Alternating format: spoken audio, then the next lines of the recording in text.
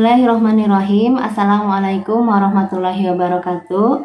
Semoga menjumpai teman-teman semua dalam keadaan sehat dan selalu bahagia. Pada kesempatan ini, saya ingin melanjutkan sharing tentang 34 bakat yang ada dalam talent mapping. Pada kesempatan ini masih membahas bakat yang ada di area thinking talents, yaitu bakat input. Nah, kebetulan saya sendiri memiliki bakat kuat ya. Input ini urutan nomor 1.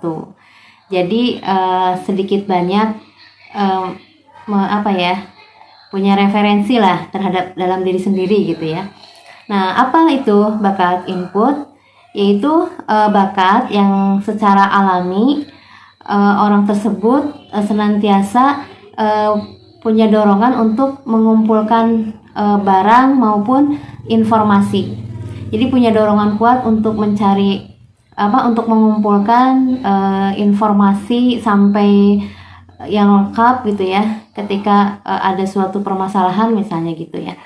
Nah, kemudian selalu tertarik ingin tahu terhadap segala sesuatu di sekitarnya. Jadi selalu punya ketertarikan terhadap segala sesuatu yang ada di sekitarnya. Itulah bakat input. Nah, apa yang harus diantisipasi? Sebelum kepada antisipasi, apa kebutuhan dari bakat input ini? Kebutuhannya adalah kebebasan untuk mengumpulkan sumber daya dan informasi yang dianggap penting. Ya, jadi sangat membutuhkan menemukan sumber daya gitu ya. Lalu apa yang harus diantisipasi? Nah, yang harus diantisipasi adalah terkadang ketika semangat untuk mencari sesuatu, ya mengumpulkan sesuatu itu belum tentu bahwa hal tersebut itu dibutuhkan atau bisa digunakan gitu loh, baik oleh sendiri maupun oleh orang lain gitu ya. Jadi seringkali apa yang sudah dikumpulkan itu tidak dipakai gitu ya. Dan mungkin kalau kita sebagai seorang muslim, kalau barang itu bisa jadi mubazir gitu ya. Nah, kalau saya amati ya, anak saya ini ada 2 orang yang punya dorongan bakat kuat input yang masih di bawah usia 15 tahun ya. Jadi mereka itu 2 orang ini senang sekali mengumpulkan mainan, tapi mainan tertentu gitu ya. Jadi tidak semua mainan dikumpulkan, tetapi menyukai sekali satu barang gitu. Itu dikumpulkan sampai banyak sekali, dan biasanya akan akan telaten gitu loh merawatnya, telaten menyimpannya, sampai kalau hilang satu aja dia tahu, atau misalkan ada yang rusak aja dia tahu. Jadi sangat diperhatikan gitu ya barang yang memang dia sukai gitu ya. Nah, kalau anak yang besar 1 orang juga sudah ini input gitu ya, punya bakat input, dan memang orangnya mungkin karena dorongan bakat ini maka sangat senang membaca ya, mencari referensi itu sangat suka. Nah, bagaimana cara mengembangkan bakat input ini? Yaitu menjaga relasi dengan menyimpan kontak rekan bisnis, supplier, vendor, dan lain-lain. Ini kalau dihubungkan dengan mungkin rekan kerja gitu ya, atau bisnis.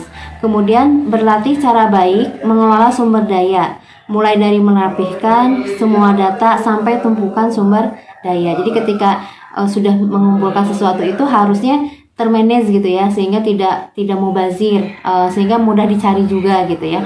Mungkin perlu tempat juga gitu ya, tempat khusus, misalkan kita punya rak buku khusus yang memang kita koleksi gitu ya, kita kumpulkan. Kalau saya dibuat per tema gitu ya, jadi rak buku itu dibuat per tema, misalkan buku parenting, buku Islam, buku anak, itu dibikin sekat-sekatnya itu per tema, itu untuk memudahkan pencarian. Karena memang saya juga suka gitu ya, ketika melihat buku anak itu senang sekali beli, atau buku-buku yang lain gitu ya. Jadi di manage gitu supaya ya ketika nilai kebermanfaatannya itu lebih tinggi. Misalnya kita mudah juga mencarinya gitu ya. Kemudian kita mungkin ya ini yang harus, kalau saya ya, kalau kita harus melihat bahwa apa yang kita kumpulkan itu bermanfaat tidak. gitu ya. Jangan sampai tadi jadinya mubazir gitu ya. Jadi kalau misalnya lagi senang sama tanaman nih, biasanya kalau senang sama tanaman itu ya itu senang untuk mengumpulkan yang banyak gitu ya.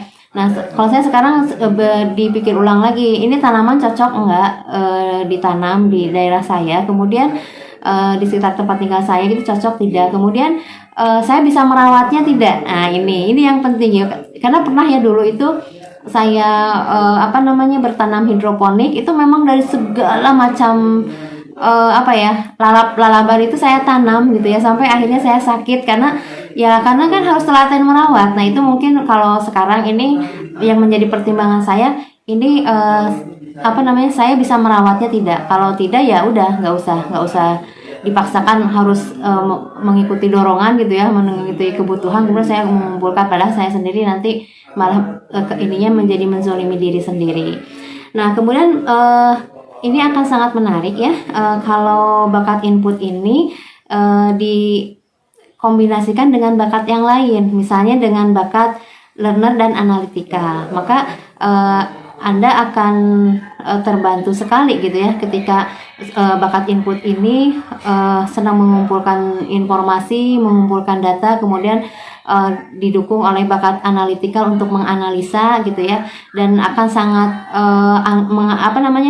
menikmati proses menjadi sebuah proses belajar ya, karena didukung oleh bakat learner gitu ya.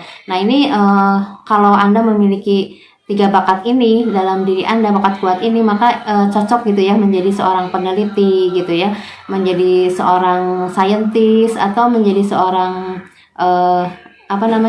dosen gitu ya, atau guru gitu ya. Kemudian dengan bakat disiplin mampu menjadi pengelola limpahan sumber daya yang rapi. Nah, ini ya.